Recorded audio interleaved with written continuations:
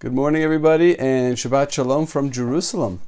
I just want to tell you that this week's Parsha is interesting, especially for those of you out there who love clothes and fashion, because the entire Parsha describes in great, magnificent detail the garments that the high priest wore, the Kohen Gadol, in his service in the temple in Jerusalem. And these were magnificent clothes.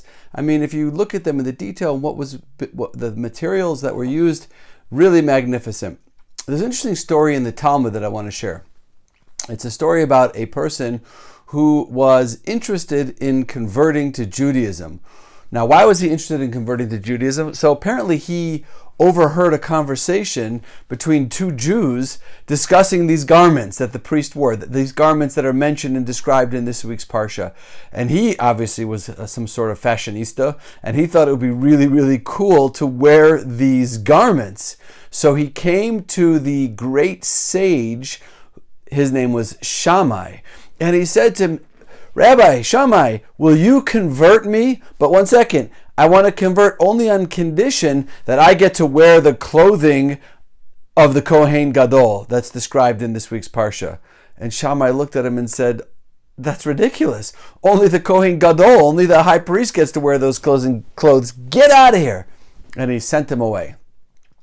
And then he didn't give up, this individual who wanted to become Jewish, and he came to Hillel, the great sage Hillel, and he said the same thing. "Rabbi Hillel, will you convert me? But one second, I just want you to know that I want to convert on condition that I will get to wear the clothes of the Kohen Gadol as described in this week's Parsha." And you know what Hillel said? Hillel said, "Go, my son, go study, go learn."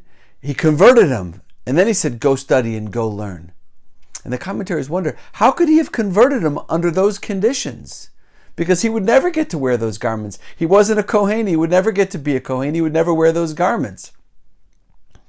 So Rav Kook explains, Rav Kook, the first chief rabbi of Israel, before Israel was even a state, Rav Kook, who also by the way, himself was a Kohen, he describes something really amazing. He writes that, what did Hillel see in this person?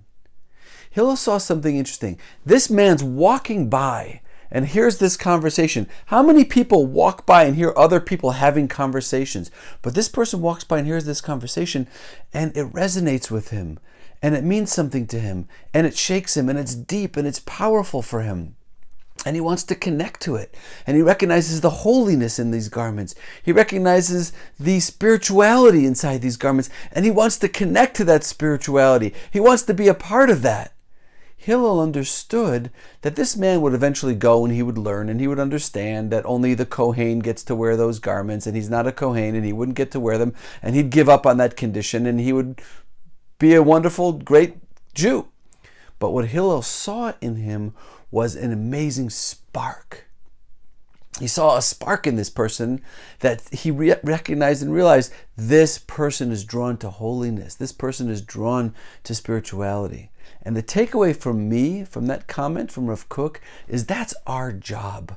You know, we have arguments with people, or we criticize people, or we look down on other people in our lives, people that we know. We see people doing things on social media. We see people in our community, and we're critical of them, and we speak badly about them. But you know what we need to learn to do? We need to learn how to see the spark of holiness inside every single one of us. We all have that spark. When you meet somebody, or you hear about somebody, or you connect to somebody, the first thing we need to train ourselves to do is to look for that spark of holiness inside of them, that godly spark that exists inside of each and every one of us.